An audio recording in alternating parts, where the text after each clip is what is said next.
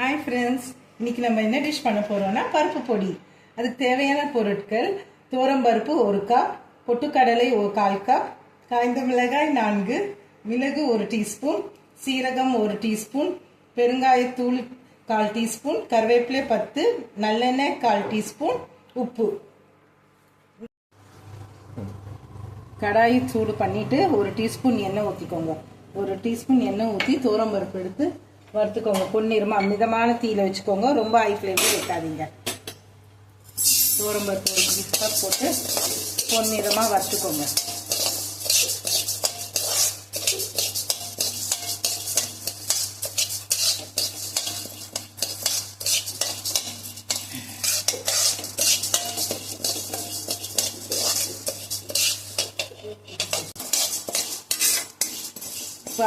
பருப்பு பொன்னிறமா வறுத்ததும் எடுத்து ஒரு தட்டில் போட்டு ஆற வச்சிடுங்க.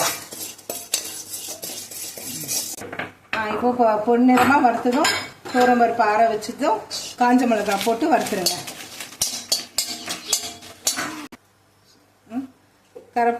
காஞ்ச மிளகாவோட கருப்பையும் சேர்த்து கொஞ்சம் வறுத்துருங்க.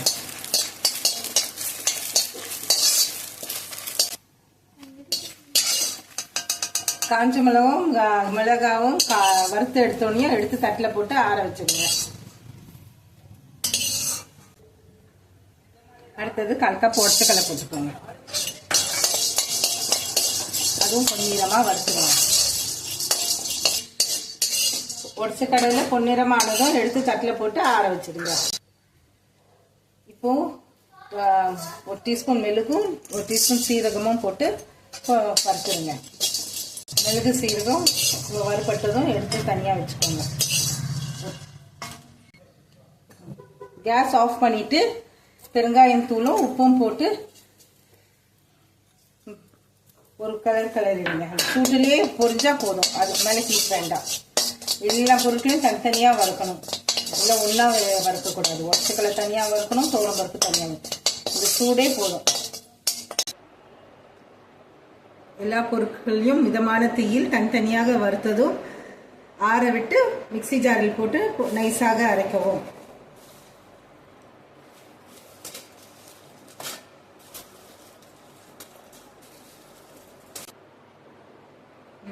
அனைத்தையும் மிக்சி ஜாரில் போட்டு நைஸாக அரைக்கவும். நைஸாக அரைத்ததும் பாட்டிலில் வச்சு ஃப்ரிட்ஜில் 1 மாதம் ஆனாலும் ஸ்டோர் பண்ணி வச்சுக்கலாம். நல்லெண்ணெய் ஊற்றி சுடு சாதத்தில் போட்டு இப்போ நம்ம பருப்பு பொடி ரெடி ஆகிடுது. நம்ம சாதத்துக்கு செஞ்சு சாப்பிட்லாம். இட்லிக்கு தோசைக்கும் நல்லெண்ணெய் ஊற்றியோ உருக்கிற நெய்யோ ஊற்றி சாப்பிட்லாம்.